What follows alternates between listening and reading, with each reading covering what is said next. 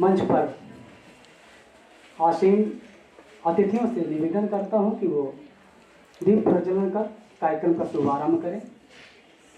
और मैं अतिथि से निवेदन करता हूं कि वो मंगलाचरण के लिए स्वस्ति वंदना।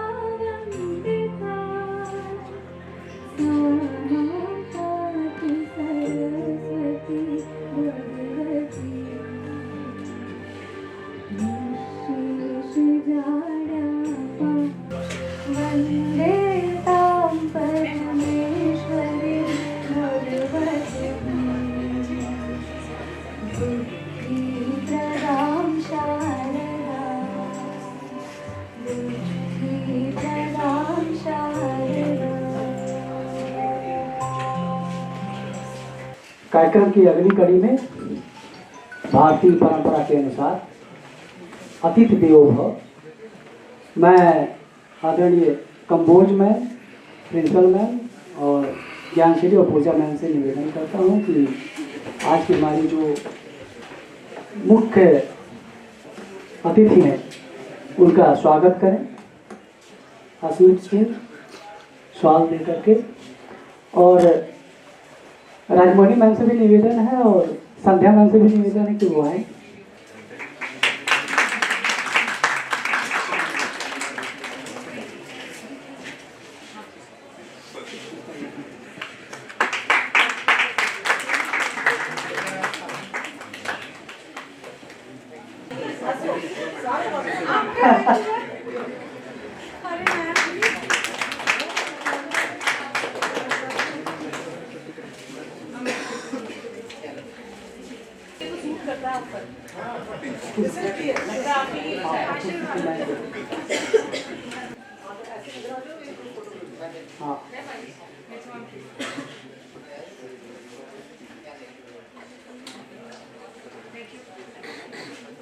इंदिरा गांधी राष्ट्रीय कला केंद्र कला दर्शन विभाग के द्वारा संचालित व्याख्यान श्रृंखला art aesthetics and culture heritage of Bharat के अंतर्गत आयोजित हंसराज कॉलेज के सहयोग से आयोजित इस विशिष्ट व्याख्यान, जिसमें आज हमारे बीच विशिष्ट वक्ता के रूप में उपस्थित हैं पद्मश्री आदरणीय श्रीमती प्रतिभा प्रहलाद जी, जो एक बहुत ही विख्यात भरतनाट्यम नृत्यांगना है और दिल्ली इंटरनेशनल आर्ट फेस्टिवल की फाउंडर डायरेक्टर है, एजुकेटर हैं और कोरियोग्राफर हैं। और हमारे बीच सौभाग्य से आज आप उपस्थित हैं व्याख्यान हेतु। मैं आपका हार्दिक अभिनंदन और स्वागत करती हूँ। साथ ही अभिनंदन और स्वागत है, हालांकि हमारे बीच मैडम अभी अपने व्यस्तता के कारण आदरणीय प्राचार्य महोदया डॉक्टर रमा मैडम अभी नहीं है, लेकिन उनका सानिध्य हमें प्राप्त हुआ और आगे भी वो कार्यक्रम में अभी जुड़ेंगी। मैं उनका भी हार्दिक अभिनंदन और स्वागत करती हूँ आज के कार्यक्रम में।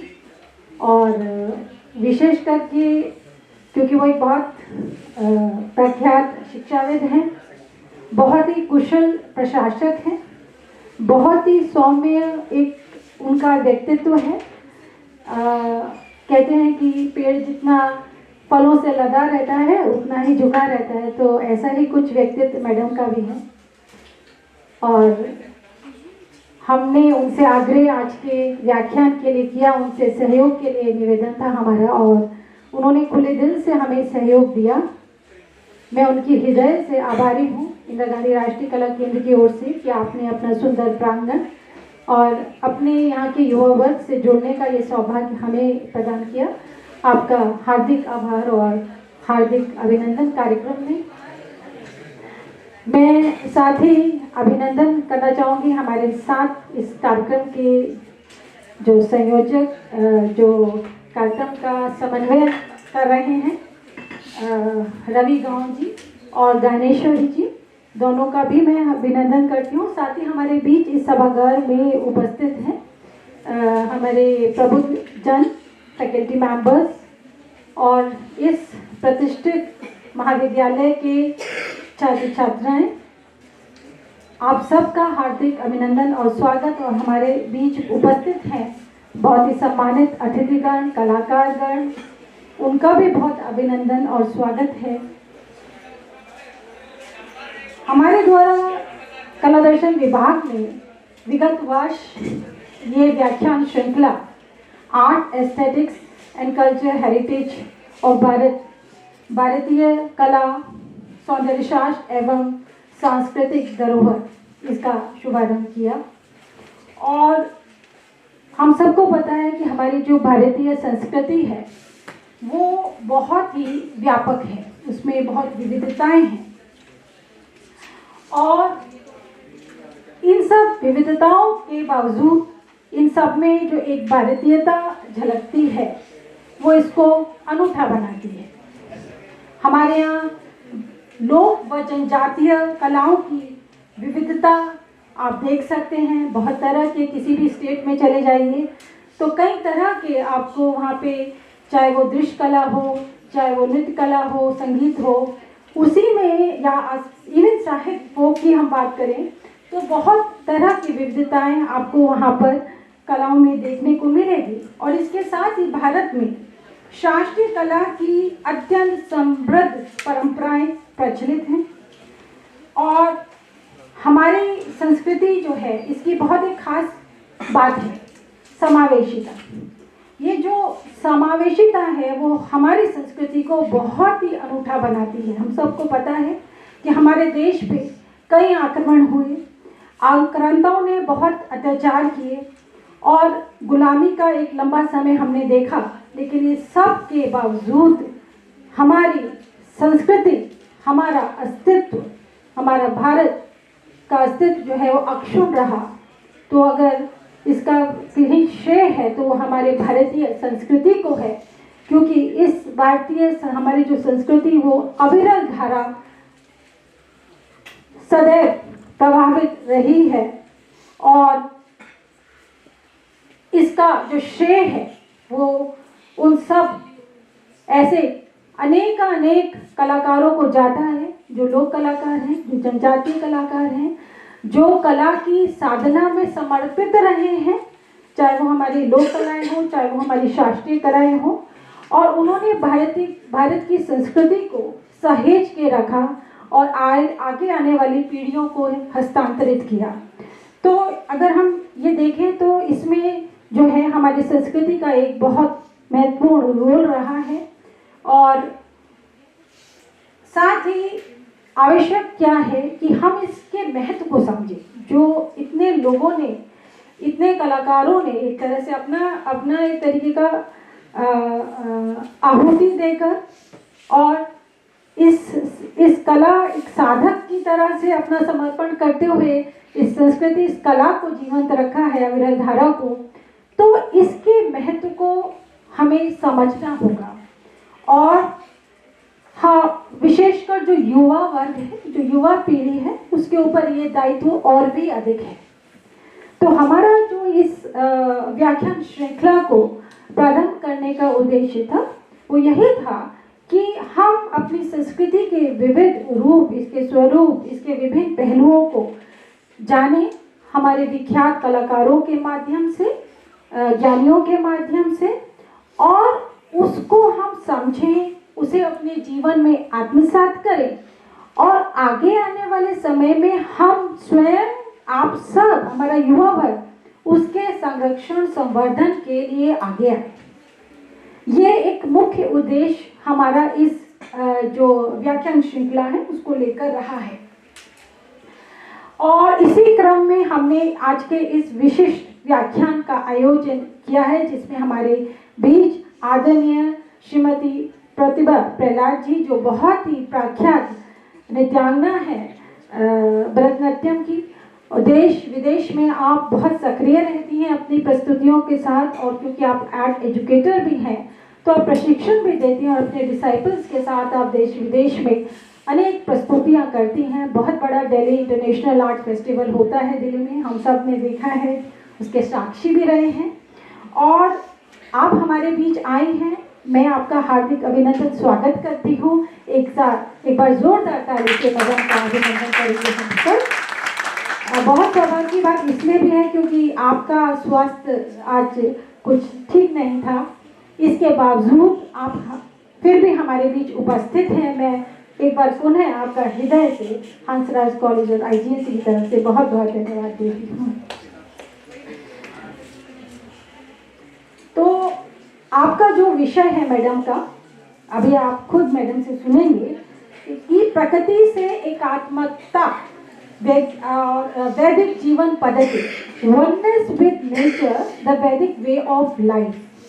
तो अगर हम अपने वेदों की बात करें तो हमें वेदों को जब आप पढ़ेंगे तो आपको उसमें प्रकृति के दिव्य स्वरूप का दर्शन होता है, और दिव्य स्वरूप के साथ साथ हमारे प्रकृति के वैज्ञानिक पक्ष भी हम उसमें देखते हैं, और साथ ही आज हम एनवायरमेंटल कंसर्न्स की बात करते हैं, लेकिन अगर आप वेद पढ़ेंगे तो आपको पता लगेगा कि वेद हमें ये भी बताते हैं कि अगर हम प्रकृति के प्रति सचेत नहीं है, उसका संरक्षण संवर्धन नहीं कर रहे, तो हमें किन दुष्परिणामों का सामना करना पड़ेगा।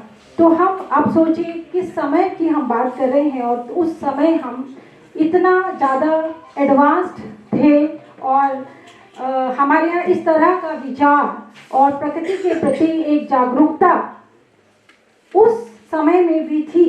तो निश्चित तौर पर हम विश्व गुरु थे, हमने विश्व को मार्गदर्शन दिया है, भारत ने संदेश दिया है, और उसका जो है आपका नेतृत्व किया है, विश्व का नेतृत्व किया है। आगे आने वाले समय में भी हमको विश्व गुरु की तरह जो है अपना एक रोल जो है, अपना एक भूमिका को निभाना है, और विश्व का हमें नेतृत्व करना है, और इसकी जिम्मेदारी हमारे युवा पीढ़ी पर विशेषकर है।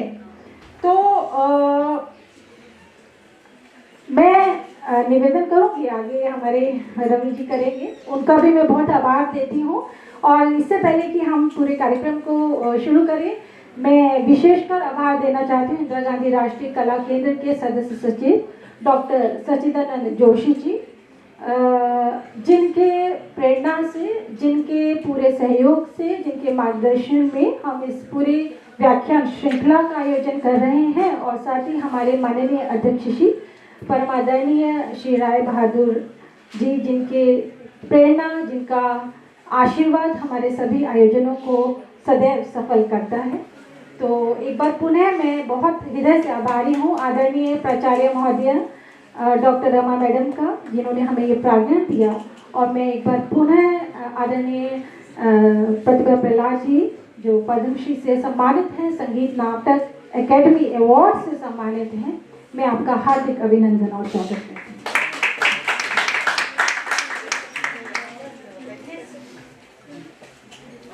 मैम को मैं बुलाऊं तो इससे पहले, क्योंकि थोड़ा थोड़ा परिचय तो हो गया है, लेकिन उनके कार्यों और उपलब्धियों पर केंद्रित क्या क्या है, मैं पूजा मैम को आमंत्रित करता हूं कि उनके कार्यों उपलब्धियों पर थोड़ा सा दृष्टि डालें। Thank you so much, sir. Ma'am, I am honored to introduce you. Pratibha Prahlad ma'am is a preeminent danceur, choreographer, educator, author, speaker, art administrator, and a cultural visionary. Ma'am, these adjectives are going on. Yeah. Okay, no, ma'am. With more than 5,000 performances in India and abroad, ma'am has carved a niche for herself as an artiste extraordinaire. Her unparalleled work in the field of art is guided by her passionate belief in the strength of traditional art form, combined with contemporary understanding of changing cultural landscapes. As a cultural multiplier, she has conceptualized and curate several art festivals, including Vijayotsav, the Hampi National Tourism in 1995. And then she is very energetic and passionate, and ma'am has pioneered India's most prestigious art festival, that is Delhi International Art Festival. Kamboj ma'am also mentioned this one. So her innovative efforts in creating India's signature art festival, DIAF, has given a new dimension to India's cultural footprint globally. This festival within a few years has come to be recognized as a powerful platform for cultural tourism and cultural diplomacy and brands India on the world stage.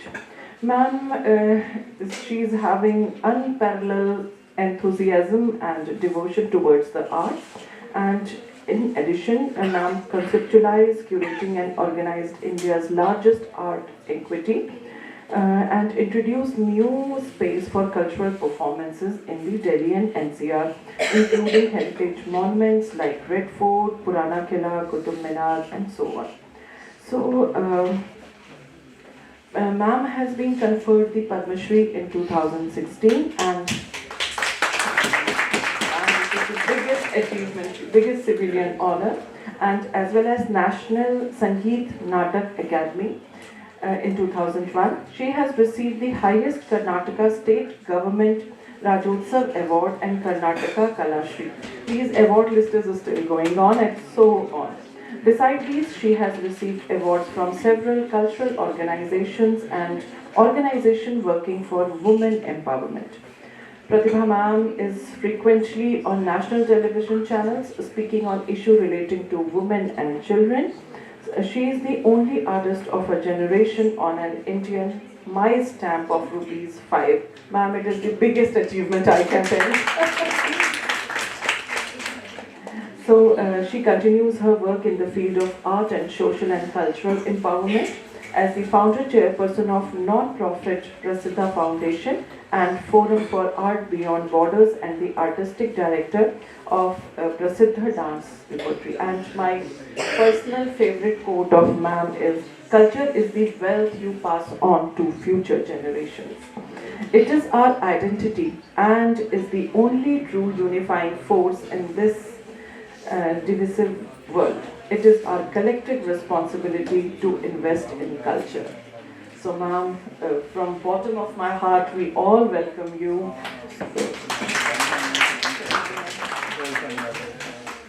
बहुत बहुत धन्यवाद ma'am. अब मैं जो हम सब बहुत बेसब्री से इंतजार कर रहे हैं, क्योंकि जीवन में संगीत, साहित्य और विद्वानों के जो मंतव्य हैं, उसके बिना तो जीवन ही अधूरा है। और जीवन दर्शन में हम जब उतारते हैं किसी की बातों को, तो निश्चित तौर पर उसका हमें लाभ होता है। आज हम सुनने के लिए हम लोग यहाँ जो एकत्रित हुए हैं, ऐसी विद्वान अतिथि का मैं हार्दिक स्वागत करते हुए मैं उन्हें सादर आमंत्रित करता हूँ कि वो अपनी बातचीत हम सबके सम्मुख रखें। I'd love to hear from youngsters because interacting with youngsters is what inspires me in my everyday life. I want to know what you think about, what you talk about, what your jokes are, and what you think about our cultural traditions and our cultural heritage, because most of us have seen that youngsters are mostly disconnected with our traditions and our heritage. And when Richa ji called me and said that there was this series of lectures where you connect with college students and speak to them about the cultural traditions of our great civilization, I was at once ready to do it, because like I said, you youngsters are what inspire us, and we need to know what we can pass on to you and how much of what we pass on to you do you retain, so that you yourselves can pass the same or maybe much more to the next generation. So the topic was oneness with nature, the Vedic way. The concept of oneness with nature is deeply rooted in the ancient traditions of Indian subcontinent, particularly within the Vedic way of life. The Vedas, which are the oldest sacred texts of Hinduism, offer profound insights into the relationship between humans and nature, emphasizing the holistic and interconnected approach to life. This understanding of oneness is not merely a philosophical understanding, but it's reflected in the way people lived in those times, the way they thought, and the way they interacted with the world around them. The problem with modernization and modern education is that we are consuming a lot more than we are giving back to nature. And that really is what has caused us these ecological disasters and environmental disasters that we hear of day in and day out. Because we have to respect the earth that we live on. We have to respect what the earth can provide us, what the earth does provide us, and how much of it are we consuming and how much of it are we regenerating. So the Vedic way of life is very important in that context, because the Vedas recognized early in BCE, 1500 BCE to 1500 BCE, that it's only in living with harmony with nature and with your surroundings can you prolong what nature gives you and consume as much as you want. The Vedic tradition, the universe, is viewed as interconnected. That's what I'm saying. So we are all not just isolated parts moving around, but we all have a certain interconnectedness, and that is the first primary thing that we have to recognize and acknowledge. The Vedas refer to the unified reality as Brahman, the ultimate, unchanging reality that pervades everything. In this worldview, there's always, nature is not separate from the human beings, but it's integral to the cosmic order. The Vedic texts describe the natural world as a manifestation of the divine, and this sacredness is seen in all elements of nature, be it earth, water, fire, air, or sky. You've heard of the Panchabhutas, you've heard of the Panchatattvas, and we have to respect the fact that they're all around us, though we don't acknowledge it day in and day out. We just take everything for granted. The divine presence in nature fosters a sense of reverence and awe towards the environment. Human beings, according to the Vedic worldview, are not masters of nature, but are rather caretakers of nature, entrusted with the responsibility to live in harmony with it. This is the difference. Now everyone believes that they are masters of nature, that nature is there for them to consume. They don't believe that they're just caretakers of nature and that they have a responsibility and accountability to making it thrive and to making it harmonious as possible for everyone to live, an ecologically balanced life. The concept of Prakriti and Purusha you must have heard of, because the Western philosophy speaks about the Big Bang theory and how the world came into Genesis, and we speak about Brahman, the ultimate reality. We speak about Prakriti, we speak about Purusha. Purusha being the static energy of the universe, and Prakriti being the kinetic force that derives its movement and life force from this static energy. Some people even say that there's something called Mula Prakriti, the static force, and Sambhuti Prakriti, which is the movement, the force of movement. The reason I'm even talking to you about the Big Bang theory and Higgs boson is something because all of you are very familiar with it, and most of you who are studying physics would have heard about it. But in this sense, the Higgs field was activated after the Big Bang, and that's what they talk about. Correct me if I'm wrong, because I'm not a physicist, but I've read that the Higgs field that they talk about, the field of particles, gets activated after the Big Bang, allowing the universe to become structured and the matter as we know it to form. So the matter has to form. that is why they speak about God particle. It's such a fundamental kind of a role in the story of the universe. Now, what exactly is the God particle?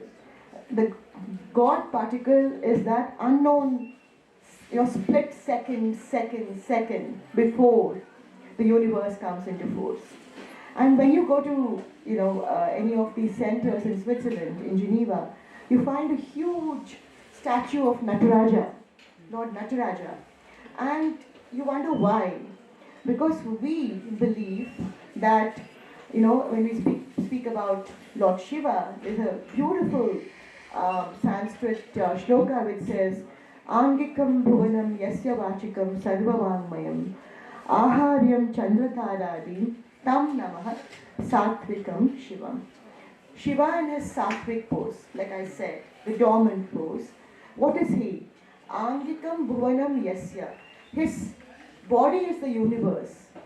Because he is formless. He is infinite. He is the creator. His body is the universe. Yasya vachikam sarvavangmayam.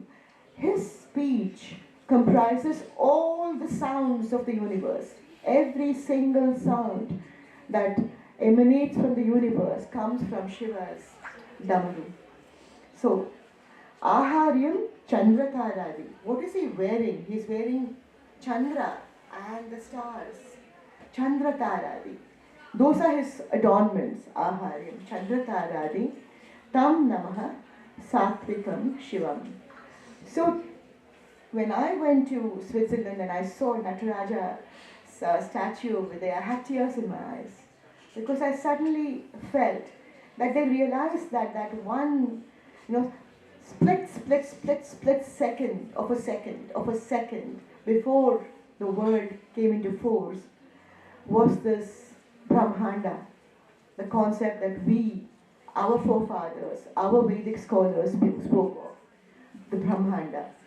And the fact that in this Brahmanda, that is when, Mula Prakriti then starts movement as Sambhuti Prakriti, the Big Bang Theory, and then all of life's force comes into being, comes into existence. The Vedic philosophy differentiates between, like I said, Prakriti, the natural world or material energy, and Purusha, the divine spirit or consciousness. While Prakriti represents the physical manifestation of the world, Purusha is the eternal and unchanging consciousness of the universe. Both are considered inseparable aspects of the universe. In Vedic teachings, the ultimate goal is to realize the unity of Purusha and Prakriti, symbolizing the oneness of spirit and matter, and recognizing the divine essence in all aspects of life. This duality of Prakriti and Purusha reflects the understanding that humans are an integral part of nature and their actions should be in accordance with the natural order. What do we call the natural order? We call it dharma, right? The most common parlance. The Vedic emphasis on dharma encourages individuals to live ethically and in balance with the natural world, recognizing that harming nature or disrupting its balance is to disrupt the very fabric of the universe itself. The Vedas personify various elements of nature, recognizing them as gods and goddesses that embody specific life forces of the natural world. For example, Prithvi is earth. It's revered as the mother of all beings. She is seen as nurturing and sustaining life. There's Apaha, water, is worshipped as purifying and life-giving force. Water is regarded as sacred and its purity is essential for life and spiritual rituals. Agni symbolizes purification and transformation. Fire is seen as a messenger between the earthly realm and the divine. Vayu is considered the life-giving breath that sustains all human beings, not just human beings, all beings, essential for respiration and the flow of energy. And Akasha, ether, or space, is the vast invisible medium that holds the universe together and allows the other elements to exist in harmony. The reverence for the elements creates a deep understanding of spiritual ecology. Now the point is, the West never spoke about spiritual ecology. While they speak about environment, they speak about ecology, they speak about balance, they never think of it as a matter of spirit, something that has to come from within oneself, the spiritual ecology. The understanding that natural elements are divine encourages human beings to protect and cherish nature, as it is directly linked with the divine presence. The Vedas are a treasure trove of ancient wisdom, and many shlokas, many shlokas, you know that, thousands of shlokas, within them reflect the deep reverence for nature and the interconnectedness of all life forms. The Vedic tradition views nature not as a resource to be exploited, which is again very different from the Western concept of exploiting nature, nature for us, not we for nature. But it is a manifestation of the divine, deserving respect, deserving preservation, and deserving of reverence. So we see prana in everything, life force in everything. So when we worship everything that we consume, right? I mean, that's part of our prayer, our daily practice, our ritual. Why do we do it? We do this because we recognize the divinity in everything around us. It is not just like when you say namaste or namaskara, the divine in me bows to the divine in you. I mean, that is the basic philosophy of it. But then the divine in me bows to the divine in everything around me. This plant, the pot, these flowers, this thing, everything.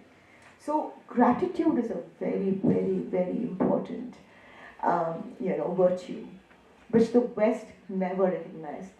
In its consumerist world, in their whole process of consuming, they kept taking from nature. The repercussions of which you're seeing today, and the repercussions of which, the fallout of which, is affecting transitional economies like ours, because we really are not in the developed stage. We do not have the GDP that they have and all that. But money is not everything in life.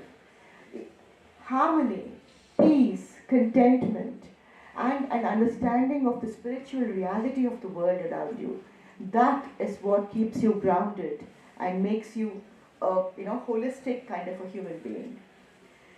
So you know all the four Vedas. About the Rig Veda, there's the Yajur Veda, there's the Atharvana Veda, and there's the Sama Veda. In the Rig Veda especially, it starts off with Prithvi, is often personified as a goddess in the Vedas, and there are many shlokas which I'm not going to cite today, which I have written down, but I know that you can always refer to your notes or online and check the thousands, hundreds of thousands of shlokas that worship Prithvi, worship Apaha, worship Vayu, worship Agni, and speak about this interconnectedness of the universe. So one of the things that we dancers, when we enter the stage, we say, Samudra Vasane Devi Parvatastana Mandale Natyam Karishya Bhudevi Padagata Shamaswame. Samudra Vasane Devi, you who are filled, engulfed with oceans, mighty oceans. Parvatastana Mandale, with beautiful mountains all around you. Natyam Karishya Bhudevi, when I, dance, I stamp on you. Padagata Shamaswame, please forgive me for stamping on you. And look at the reverence with which we enter the world of dance. We are not saying that, oh, Bhumi is there and we are going to dance, we are going to walk, we are going to do what we want to. Saying, sorry, we are stamping on you. Please hold us up tight so that we can dance. And you are the mighty, earth, Mother Earth, Prithvi. So every single aspect of nature we worship and we regard and we speak about in the same consciousness. When we approach any of the classical art forms in India. I'm not just saying it's Bharatanatyam. Bharatanatyam is my primary art form. But if you study the Natya Veda or the Natya Shastra, which comes much later after the Vedas, the Purusharthas, the Upanishads, the Brahmanas, after all of that, you have the Natya Shastra. But even then, the concept of what you're doing, how you're performing, what you're talking about, is all handed down from Vedic knowledge. So that is why the Vedas are like, for us, for our civilization, for the Sanatana Dharma, we regard it as a treasure trove of Samhitas. We have so many things that we can learn from the Vedas and the Upanishads, the Brahmanas, and the many other texts that we have. So I'm going to come to, like I said, I'm not going to give you all these Upanishadic statements or the Vedic statements. Even the Bhagavad Gita speaks about interconnectedness of human being with nature and how we have to understand and respect it and preserve life force on earth if we have to live for a longer time. So in the Bhagavad Gita, Krishna says all living beings are sustained by food, and food is produced by the performance of yagnas, he says. So the sacrificial act is thus an offering to the divine, and nature is maintained by this balance. So the verse also, like I said earlier, signifies the importance of gratitude. So when we eat, I don't know how many of you say Krishna Arpanamastu. Like whatever we do, reach Lord Krishna. Or Annadata Sukhi Bhava. Like the person who gave us food, be nourished and be happy. And we, because it's so important. And we take everything for granted nowadays. We take our food for granted, we take farmers for granted, we take our earth for granted, which grows the food that we eat. And we take everything around us, the rain, the water. I mean, in the Vedas, they speak about Indra. Now, why Indra? Because he's supposed to be the rain god. And if there's too much rain, it destroys crops. If there's too little rain, there's drought. So therefore, Indra, please help us with the right amount of rain so that we, our crops flourish and that those become, have nutritious value to us when we consume them. The sun, of course, all of you know, we worship the planets, and the sun being the sustaining life force. I don't know how many of you do the Gayatri mantra every day, do your yoga. So you understand that, all of us in our, dharma, we worship the sun god and we recognize the sun as a life-giving force. See, the sun, the giver of life, whose rays purify and sustain, is the source of all nourishment and vitality. We offer our praise to the sun, the divine one, who bestows immortality. So, you may also, what I've seen when I go to colleges and schools is that a lot of children keep wondering, why should we know all this? Why should we, how is it useful to us? How are the Vedas useful? How are Upanishads useful? How is anything that we're talking about? The rituals that we perform, the practices that we follow, why is it useful? And that is why I always say that culture is our identity. And what we have inherited from our forefathers so many hundreds of thousands of years ago is irreplaceable. It's not even replicable. Today's text, today's sahitya, today's whatever, information that you get, there's one of my friends over there who's online, he's, Googling something. So that information is not as useful as, or it's not going to do anything fabulous to you, to your personality, to your mind, to your mental health, to your physical well-being, as these texts and these sayings, because these give you a purpose in life. They make you purposeful, and they also make you divine. They're saying there's a reason for your existence on this earth. Recognize the fact that you are not an accident. You are not coincidental. You're here for a reason. And please, that's your destiny. And fulfill your destiny. Work towards it. Achieve what you have to achieve. Be happy within, be happy without. Money does not equate happiness. Success does not equate happiness. If it did, so many people would be happy. I mean, Trump would be very happy, right? He's got money and power and success and everything else, Donald Trump. But you see how crass and cultureless and, so absolutely obtuse he is. I mean, obtuse when he speaks. Why? Because money does not give you culture. Power does not give you culture. And what you have to understand is this whole, why are we, important? Because we recognize, like I said, the divinity in everything around us. We recognize the divinity in our own prana, in our life, and in every other person. So you can't disrespect people because they don't have money, or they come from a poorer country, or they're not wearing the clothes that you're not used to, or you've not seen it. You can't be crass about it. Life is about, harmonizing everything around you. Learning, absorbing, harmonizing, and understanding that you are the center of the universe, but the universe is also, there's a beautiful shloka which says, Purnamada Purnamidam Purnat Purnamudachyate Purnasya Purnamadaya Purnameva Vashishyate. You know that. You are full, you are complete, Purna. I am full, I am complete, I am also Purna. From something that is complete, if I take some little part of it, that also is complete. Purnameva Vashishyate. Everything around us is complete because it's the creation of the great Almighty Creator who has made us all, Purna, complete, whole. I'm going to come to this concept of ahimsa. And why am I going to talk about it? Because that again is a very unique concept to Sanatana Dharma. What do you farm pigs, you farm, birds, you farm something else. Why? Because you want to eat.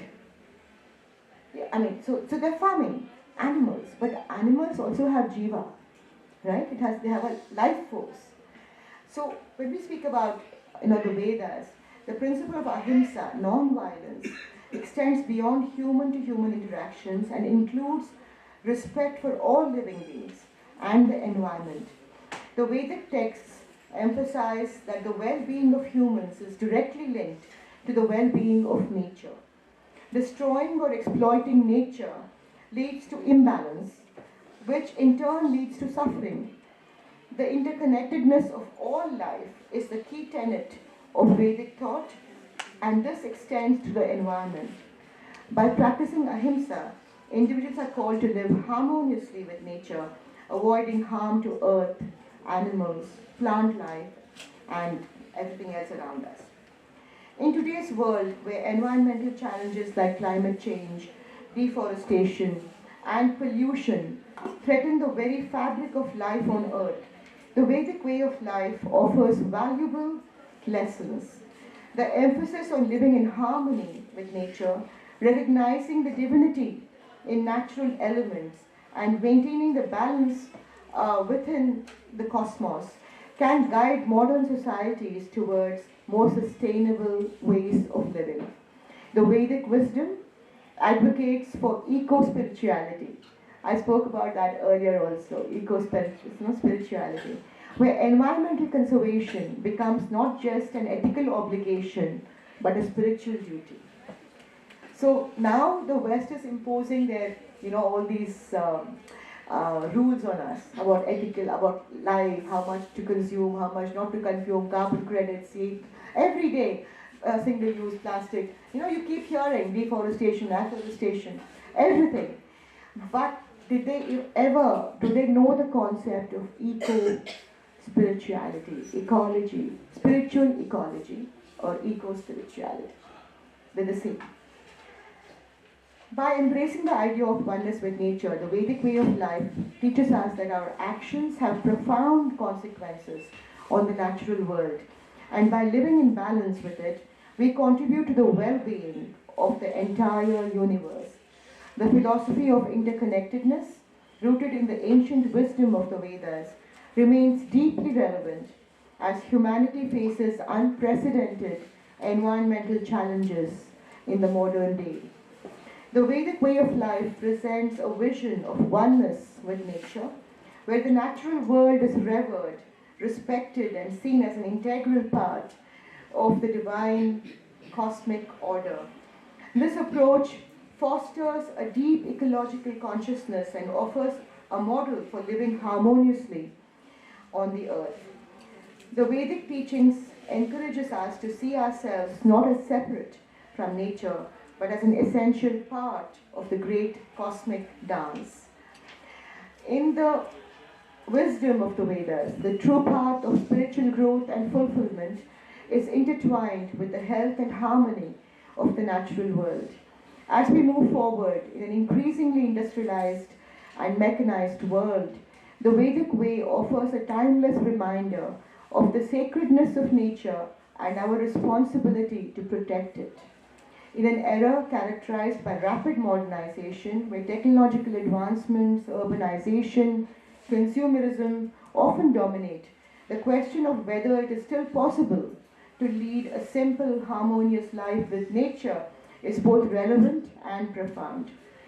Despite the pressures and challenges of modern society, modern life, it is indeed possible, though not always easy, to reconnect with nature and embrace a simpler, more sustainable lifestyle. The key lies in balance, in conscious living, and intentional choices. In the face of modernization, many ancient philosophies, such as those found in the Vedic tradition, advocate for living in harmony with nature. The Vedic way of life encourages mindfulness. You must have heard that. All the New Age gurus speak about it. Mindfulness, they speak of balance, they speak of respect for the earth, and this is highly relevant today. Simplicity is also taught by ancient teachings. And it's not just about deprivation. I mean, no one's asking you to deprive yourself, but it's about aligning with natural rhythms, being conscious of one's actions, and minimizing harm to the environment. In modern times, this can be reinterpreted as adopting eco-conscious lifestyles, such as minimalism, like I again said, sustainable living, and ethical consumerism. So, when modernization has introduced convenience and comfort, it has also led to exploitation of natural resources, pollution, and a disconnect from the natural world. However, it's possible to balance modern life with a return to nature in many ways. And I'm sure people speak about sustainable living, they speak about reduced consumption, minimize waste, renewable resources, energy resources, solar power, organic foods, reducing plastic use, recycling, urban gardening, urban farming, growing plants, herbs. A lot of people do it, in their terrace gardens, in their own little plots. Vegetables on their balconies, they grow on rooftops. It brings nature back to daily life. And it also helps you understand where your food comes from. There's no disconnect from what comes onto your plate to what you see grow, because most people don't even know where the food comes from. They just think it comes from Mother Dairy. Sabji milega Mother Dairy mein, and then end of story. Doodh milega Mother Dairy. They don't even know from where. What's the real source of these things? Mindfulness, I've already spoken about, conscious living, and this whole business of technology. Technology should not be a barrier, it should be a tool to empower you. To empower you to have a harmonious life with nature. In fact, it can serve as a tool to enhance our relationship with our environment. Eco-friendly innovations such as electric vehicles, energy-efficient appliances, all of your young children, you can come up with so many substitutes to petrol, to diesel, to energy resources, because right now, all of us are talking about renewable energy and green energy, and how to make earth green again, and how to reduce carbon footprints and things like that. So you can start your own startups which the government helps, for all these sectors, and come up with something really great so that our country can prosper for a longer duration. Digital platforms, of course, all of you are on it, and they can help raise awareness about environmental issues. They can connect like-minded individuals and promote eco-conscious practices across the globe. Social media and online resources allow people to learn, share, and implement sustainable solutions in their everyday life. If modernization does not lead to individualization, then we are in a good space. As of today, modernization became individualization. That's why most countries, the prosperous countries, they never thought about the entire world or a planet as a whole, or harmony or ecology. They only spoke about their own countries, their GDPs, their money, their consumerism, and how they could prosper. And now they're realizing the repercussions of it: fire, forest fire, water, devastation. And especially COVID taught us that we're all united, we're all connected, we're all together, that nobody can isolate themselves from disease or disorder. Because if it hits one, it hits everybody equally. If we have that realization, through our education, through our awareness, through the power of intentional simplicity, and I recognize the importance of biodiversity and how to reduce ecological footprints, we can make a long-lasting change. So therefore, colleges such as Hansraj College are very important and have a critical role in spreading the message that it's possible to live well in harmony with nature, even in an age of advancement. It's not necessary, like modernism is not opposed to harmony or living in an interconnected manner with nature. And that's what I'm trying to put across to you. I'm going to end by quoting the Shanti mantra. How many of you know it? I'm sure all of you know it. Okay, Om. Om. Diva Shanti. Antarikshatam Shanti. Prithvi Shanti. Apaha Shanti. Aushadaya Shanti. Vanaspataya Shanti. Vishwadevaha Shanti. Brahma Shanti. Sarvam Shanti. Shantir Eva Shanti. Samata. Sama Shanti. Om Shanti Shanti Shanti. What does it actually mean? Look at this beautiful shloka. He quoted one of them when he Sarve Bhavantu Sukhina. That's also beautiful. It's again a philosophy that we all embrace. Let everyone be in peace. Let everyone be in harmony. Let nobody be in trouble. And let us all prosper together. That is what he spoke about. What I just now asked you all to say, it says, let there be peace in the sky, peace in the space, peace on earth, peace in water, peace in plants, peace in the trees. Let there be peace in the gods presiding over us. And let there be peace in absolute consciousness, Brahmanda. Let there be absolute peace there. Then peace is pervading everywhere. Peace alone, which is outside. Peace, which is inside. May you establish that connect between your own peace, inside peace and outside peace, and make your life fulfilled. Om Shanti, Shanti, Shanti. Let there be peace, peace and peace. First of all, thank you so much, ma'am, for such an enlightening session. Ma'am, I have two questions. In the first part, you have talked about, you have argued that ancient people used to live as a caretaker of nature. Ma'am, but when we see the incidents of Khanda Van Dahan in the Mahabharata, where the sage named Agni, the fire god, requested Arjun and Krishna to help him to consume the Khanda forest as part of a sacrifice. Ma'am, so how can we say that we used to live with a harmony with nature, or the modern concept of nature, or the conservation of nature is there in the ancient society? So my point is very simple. When you think about everything as spiritual, we were nature worshippers, you know that. So when we speak about Panchabhutas or Panchatattvas, we worship nature. We worship Prithvi, we worship Agni, Vayu, Apaha, we worshipped all aspects of nature.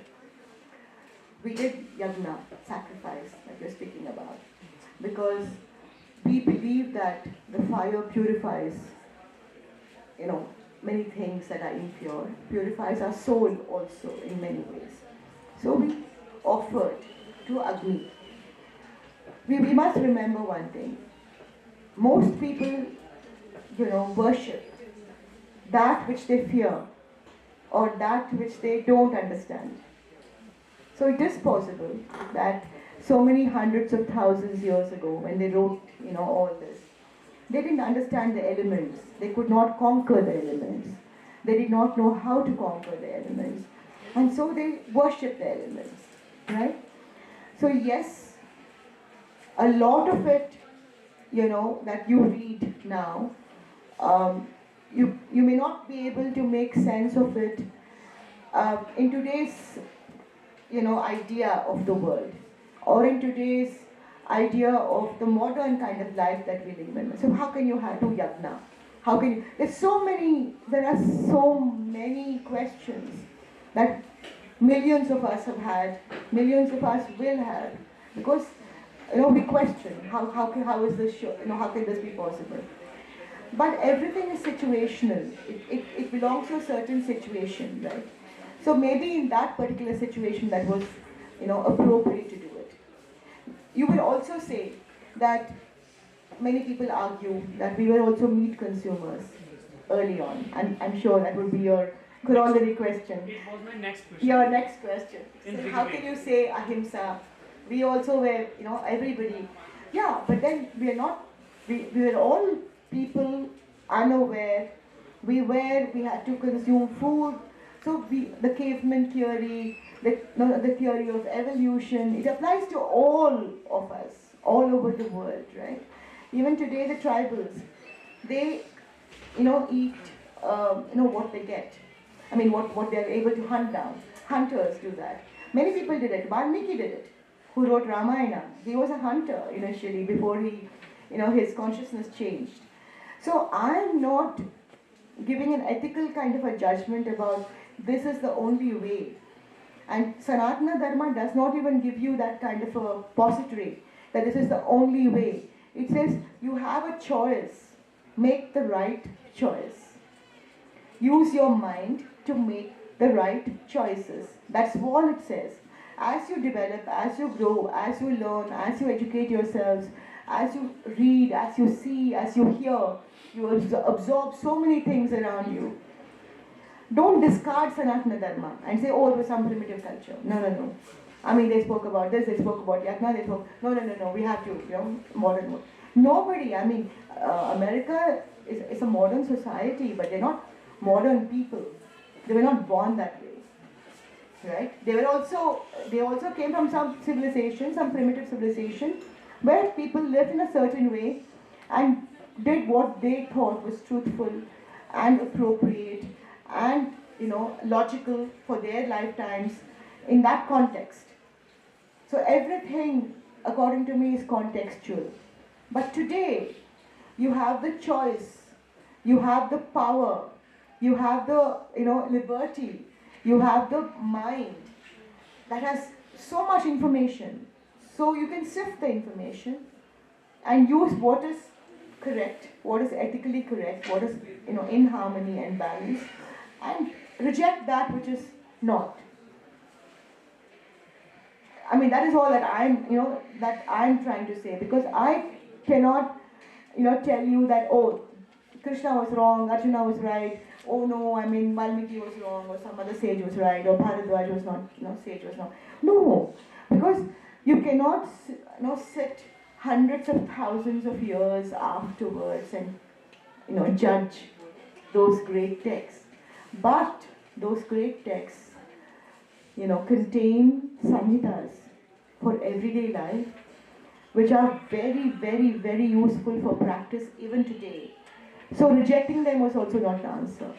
Take करना चाहूँगी madam की बात पे वैदिक जीवन पद्धति की जब हम बात करते हैं तो कोविड जब आया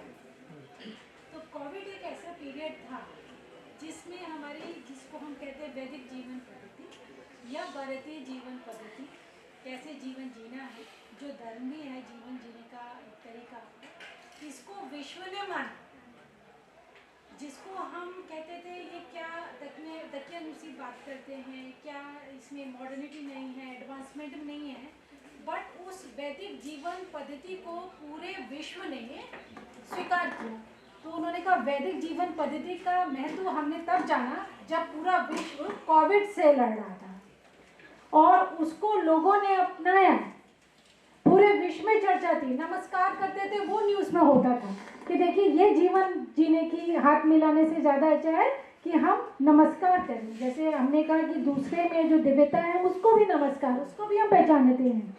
इन चीज़ों की प्रशंसा पूरे विश्व में हुई और पूरे विश्व ने इसका लोहा माना। वैदिक जीवन पद्धति की अगर हम बात करते हैं या भारतीय जीवन पद्धति की बात करते हैं तो पूरे विश्व ने इसका लोहा माना और उसकी प्रशंसा करी और ज़्यादा लोगों ने इसको एक्सेप्ट किया उस समय विश्व भर में।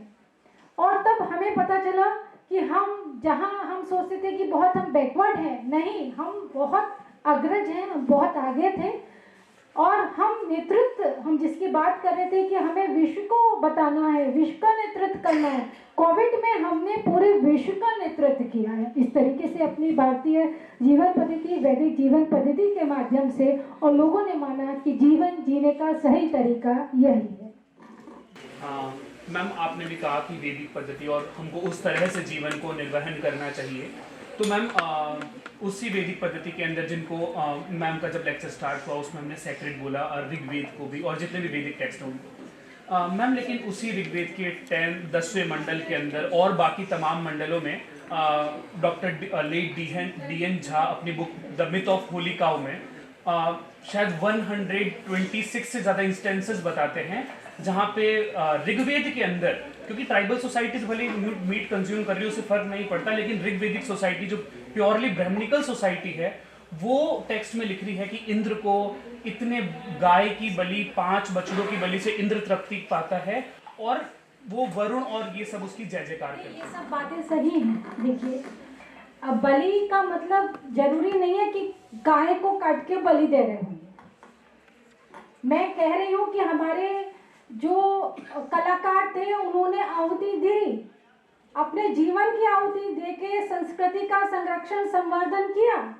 वो उतने ही महत्वपूर्ण हैं जितने कि हमारे स्वतंत्रता के सेनानी हैं, जिन्होंने वाकई अपने जीवन को पूरी तरह से, जो मारे गए, जिन्होंने अपने जीवन की आहुति दी। तो there are things when they are set symbolically, they have their symbolical significance. You are trying to मतलब उसको आप बिल्कुल लिटरल सेंस में ले रहे हैं। तो बहुत सारी चीज़ें जो होती हैं वो उसके सिंबॉलिक इम्प्लीकेशंस होते हैं। तो बिल्कुल अक्षरत हम चीज़ों पे ना जाएं, पर उसके मूल और उसके भाव में जाना बहुत इम्पोर्टेंट है, क्योंकि जब हम उसके भाव में नहीं जाते और हम सिर्फ शब्दों में अटके रहते हैं तो कहीं ना कहीं मुझे नहीं लगता कि बिल्कुल सही उसका एक इंटरप्रिटेशन होता होगा। ये मेरा अपना ये कहना है जो मैं समझता हूँ। I was also educated in a convent, maybe convent I think, Christian convent. And I also went to Mount Carmel College, again a Christian, institution, and went to Bangalore University, and I've also studied in New York University. So we do know that left scholarship always has this thing about India and the Indian way of life, and thinks it's very, very fashionable to criticize everything about us, right? So the point is, the moment, if I sit here at a dining table, I'm just saying, and there's other professors and other teachers, and if they put meat in front of me and I say, I'm sorry, can I have vegetarian please? Suddenly they start commenting. Used to comment. Say, oh, are you vegetarian? Oh, because you're an Indian woman. Are you vegetarian? Why are you vegetarian? Now you see that Julia Roberts, Richard Gere, whatever, they're all vegetarians, right? They're not just vegetarians, they're vegans. And they're saying, okay, we won't even have milk because milk comes from the cow. So, and the calf needs milk from the cow, so we are vegans. Suddenly, for us, it becomes fashionable for our youngsters to become vegan. So we go looking for soya milk, we go looking for all the substitute, kind of vegetables and all that. What I am trying to tell you is that education, those who knew English language, those who could reach the maximum number of people through their language skills, always criticized our dharma as primitive.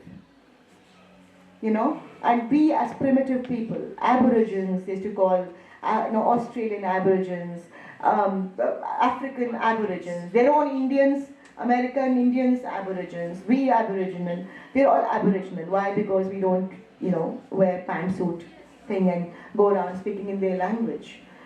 My answer to your question is, I'm not denying that there were sacrifices in hundreds of thousands of years ago. I'm not denying. I'm not saying, and by the way, Vedic society was not Brahminical society. Vedic society was Sanatana Dharma society. There were no distinctions between Brahmins or Vaishyas or Shudras or Kshatriyas or anybody else. So don't equate Vedic society to Brahmin society. No, it was not. This whole idea of caste came much, much, much, much later. After the Vedas, the Brahmanas, the Purusharthas, Upanishads, they came much later. And they came because society had to be segregated on the basis of their, skill set. Some had the skill to understand and teach and to Sanskrit language and languages. So they were academic. Some could work with their hands. They were very, very good with their hands. So they belonged to a certain profession. Some were warriors. Their nature was, heroic. They could, you send some people to war, they kind of just die. They can't fight. Some people were heroic. And so those became the Kshatriyas. And then there were other people who were doing other kinds of odd jobs because they really could not do any other job. So they became. Now I'm not again saying that it's the best thing to happen in a society. No, it's not. Segregation is bad. Caste is bad. Any segregation based on caste, class is bad, according to me. But I was not the one who started it. What I can do now, what all of us can do now, we can end it. Right? In the time that we are now, the thinking people, we can say, no, we don't recognize caste. We don't recognize it. We don't recognize the hierarchy of caste. We do not recognize the hierarchy of class. We do not do it. So we will not indulge in conversation that promotes it. If you ask me, आप क्या है? मैं क्यों बताऊँ आपको मैं क्या हूँ और कहाँ से आई? क्या है? The left compels you to identify yourself. They always did it. Left academia forces you to take positionality. They call it, what is your positionality? So what are you supposed to say? Oh, I'm a Brahmin, and Madhva Brahmin thing, Vaishnavite, Shaivite, and all. Then they destroy you. The moment you take that positionality, they destroy you. But they also are, the Indians are from some caste or the other. They may discard the caste. But they have come from somewhere. Because all of us, post Manusmriti, we belong to some hierarchical group. So it's not in our hands. What is in our hands we should do. What is right, ethical, moral, responsible, in our hands, what education teaches us, what we can teach. So when someone asks me, I say, yes, I discard the caste hierarchy. I discard also class hierarchy. I discard hierarchy of any kind. And I believe that all human beings are one, so I respect the divinity in all human beings. And I would like that. And I also respect all professions. Just because somebody is sweeping or somebody is swabbing, I'm not going to be disrespectful towards that person. I'm going to be respectful because every profession has its, due respect should be given. Nobody is like up and down. Because society comprises of all limbs, everybody. We can't live without each other. That is what I keep saying, interconnectedness of the universe, which they recognized. So we can get into a huge debate about what the left condemns. And they take one Indra, condemn him. They take one Rama, condemn him. They take one Krishna, condemn him. But our dharma has withstood the test of time for hundreds of thousands of years. So what we speak for is, yes, it was all there, the divisions, and today, we discard it. We don't go by it. We have the largest reservation because we are doing social engineering. We're trying to correct the wrongs of our ancestors. And we are, doing social engineering. So whoever did whatever, we can't, speak for them. We can't speak for them. We can't say why they did what they did. We don't know what situation they were in. We don't know what society they were in. We do not know what their circumstances were. So how can you comment on somebody? Like today, I can't even comment on you or why you live your life the way you live. I don't know who you are. You don't know who I am. So you should not comment on me, ideally. Right? Because you don't know. And imagine commenting on something of hundreds of thousands of years ago. Just civilizational. It's all civilizational history. And this civilization has progressed, discarded some things, assimilated some things, gone ahead with some other things, called some things ethical, called some other things, non-ethical, unethical. Today, I mean, don't we have meat-eating people in our country? We have almost 70%. आपने कहा खांडव प्रस्थ जब जलाया गया था, अगर आपको याद हो कंटेक्स्ट, हम जस्ट एडिंग कि आपने कहा कि हम कभी एक इंस्टेंस उठा के कि वो इन्वायरमेंट के डिस्ट्रॉयर थे, दैट्स नॉट पॉसिबल. देखिए, उनको हस्तिनापुर से हटा दिया गया, उनको कहा गया कि आपको अपनी राजधानी बनानी है इस खांडव प्रस्थ में जहाँ सिर्फ जंगल है. तो आप कैसे मकान बनाएंगे? पहले तो आपको जंगल साफ करना होगा ना. और उस टाइम में जंगल बहुत था, लोग कम थे, तो वहाँ पे राजधानी बनाने के लिए, वहाँ पे कुछ करने के लिए उनको वो जंगल डिस्ट्रॉय करना मैंडेटरी है. आज के ज़माने में जहाँ जंगल अब बचे बहुत कम है, यहाँ पे अगर कोई एरिया को अगर हम आग लगा दें जंगल को, ठीक नहीं होगा. पुराने ज़माने में लेडीज़ को कहते थे शत पुत्रवती भव, 100 बच्चे हों आपके. बट आज के कंटेक्स्ट में ठीक है, पॉपुलेशन देखिए, कैन वी हैंडल दैट. तो चीज़ें टाइम टू टाइम बदल जाती हैं. उस समय उनको राजधानी, उनके फोर्स था और वो भी ठीक नहीं था, क्योंकि वहाँ पे कई नागास के घर खराब हुए, जिसकी वजह से उन्होंने अर्जुन से बदला लिया. आप कुछ भी करोगे, किसी ना किसी को तो नुकसान होगा ना जीव में. That's different. जैन फिलॉसफी वो बिल्कुल डिफरेंट है. बट उनको यही ज़मीन थी जिससे उनको अपना जीवन यापन करना था. उनको यही राजधानी थी, तो उनके पास और कोई ऑप्शन नहीं था. तो ये उस टाइम के कंटेक्स्ट की बात है. और चीज़ें तो वक्त के साथ बदलती हैं. जैसे जैसे कास्ट सिस्टम आया, अब समय है कास्ट सिस्टम जाने का. जैसे अभी मैंने कहा कि पेड़ काट दो, तो हम पेड़ अगर ये काट रहे हैं किसी कॉज के लिए, तो हम उसकी जगह 50 पेड़ लगाएं भी. अगर हम इतना भी सेंसिटाइज हो जाते हैं, तो it will be a great contribution in preservation of the environmental, उसके प्रिजर्वेशन में हमारा एक बड़ा कंट्रीब्यूशन. आपने बहुत अच्छे question. That's a very good question you raised, I think, because I think must have helped others also to clarify the concepts. मतलब बहुत सारी चीज़ों में हमारे मन में कोई भ्रांति भी हो सकती है.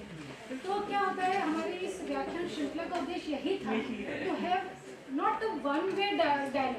हम ही बोले और आप सिर्फ वक्ता के श्रोता के रूप में सुने, बल्कि आप उसमें सम्मिलित हों, आपकी बराबर की सहभागिता हो, आप अपनी जिज्ञासाएं रखें. तो ये ही इसका सक्सेस है. और आई थिंक इतना wonderful, we had such a wonderful discussion today, relevant discussion today. So I think this has added to the success of this. Thank you so much. बहुत बहुत धन्यवाद मैम. देखिए, बात है प्रकृति, वैदिक और प्रकृति. हमें जब जीवन दर्शन जानना है अपने बारे में, तो हमें लोक की तरफ मुड़ना पड़ेगा. गांव से शहर की ओर, अब शहर से गांव की ओर. कारण क्या है? आप शायद गांव से जो लोग गांव में रहे होंगे वो देखे होंगे, ज्योनार शब्द है. ज्योनार, हमारे नाना और नानी मिल करके क्या धरती की पूजा करते थे. जब कटाई हो जाती थी तो खीर बनाते थे। ये हुआ कि खीर क्या करोगे, खीर क्या होगा उसका? वो कहते नहीं, पहला अन्न धरती को जाएगा, क्योंकि वही हमारा पालन पोषण करती है। तो खीर बनाते थे, और खीर के फिर उसमें सम्मिलित कौन होगा? नहीं, भैंस का दूध नहीं, गाय का दूध। उसमें चावल, नया चावल, उसके बाद धरती की पूजा, उसको लीपना गोबर से, और फिर और ये नहीं कि घर से बना के लाना है, उसी मिट्टी में, जिस मिट्टी ने आपको अन्न दिया उसी मिट्टी में वो ज्योनार बनना है। और धरती की पूजा होती थी। कटाई जब हो जाती थी, जब हम निर्वाही करते थे तभी वो गीत होता था, मंगल गीत। जब हम काटते थे तो मंगल गीत, जब हम रोपाई करते थे तो मंगल गीत, जब हम गन्ने की बुआई करते हैं और एक एक पोड़ काटते हैं तो मंगल गीत होता है। जब गन्ना काटते हैं ना, एक एक पोड़ कर, मंगल गीत होता है। अब कितना लोग प्रकृति की तरफ हैं, आप देखेंगे सबसे ज्यादा जीवन यापन करने वाले लोग या तो देवभूमि में है या तो गांव में है। डॉक्टर के पास आप जब भी जाते हैं तो डॉक्टर कहता है ऐसा है, गांव गए हुए कितने दिन हुए? कहते हैं भैया कई साल हो गए। कहने या जाइए आप गांव घूम के आइए। क्यों? वो प्रकृति। आप देखेंगे, आप दिल्ली में हैं, दिल्ली और जो गांव में होंगे उनका स्वास्थ्य आप देखिए। जो पहाड़ों पर जीवन यापन करें उनका स्वास्थ्य आप देखिए, अंतर है। क्योंकि हमने सब कुछ छोड़ दिया है। हमें जाना पड़ेगा, हमें प्रकृति को बचाना पड़ेगा। पंच तत्व की हम बात करते हैं, चित जल पावक गगन समीर की बात करते हैं हम, कि बताइए हम पानी कितना बचा रहे हैं? रही मन पानी राखिए बिन पानी सब सून, पानी गए न उभरे मोती मानस। जो रहीम दास कब सचेत कर दिए थे, कब उनका लेखन था, कब का, पानी के लिए। लेकिन वो संकेत है, पानी इज्जत, चरित्र, और पानी जो आपको जीवन देता है। बहुत सारी चीजों में संकेत है, वैदिक चीजों में भी संकेत है, पुराणों में संकेत। कहते तुलसीदास ने लिख दिया था, ढोल गवार सूत्र पर सुनारी सकल ताड़ना के अध्याय। ताड़न शब्द जो है वो अलग है, गांव में जानते हैं, है ना? अरे भैया तनी गाय ताड़ देना, तो गाय देखते रहना। तो बहुत सारी चीजों का हमारे भारत देश में सब एक ही शब्द के कई अर्थ, कहां कौन सा शब्द प्रयोग करना है ये निर्भर करता है देश काल और वातावरण पर। ये हमें समझना पड़ेगा। भाषिक जो भाषाई है उसकी संपदा, उसकी एकता को हमें समझना पड़ेगा। प्रकृति की भाषाई संपदा को हमें समझना पड़ेगा। अगर हमें वास्तव में हम कहते हैं कि 100 साल जियो, आयुष्मान भव, इन सबको चरितार्थ करना है तो हमें प्रकृति की तरफ मुड़ना ही पड़ेगा। आपको प्रकृति को बचाना पड़ेगा। आप एक पेड़ काट रहे हैं तो कम से कम 20 पेड़ तो लगाएं, 50 पेड़ तो लगाएं, चिंतन करें। हम तो भौतिकवादी इतने दृष्टि वाले हो गए हैं कि बस हमें बस काटना है, बचाना नहीं। तो हमें बचाने की तरफ भी सोचना पड़ेगा जीवन में। तो मैम बहुत बहुत धन्यवाद आपका। और मैं इंदिरा गांधी राष्ट्रीय कला केंद्र के सदस्य सचिव सर कम्बोज मैम, और आज जो हमारी मुख्य अतिथि हैं मैम है उनका, और प्रिंसिपल मैम का, साथ ही हमारे professor Rajmohini ma'am, Dnyaneshwari ma'am, पूजा मैम, और जो राष्ट्रीय कला केंद्र के सब लोग सहयोगी आए हैं उनका मैं हार्दिक स्वागत, मैं अभिनंदन करता हूं। और आप लोग यहाँ आए, बहुत बहुत धन्यवाद।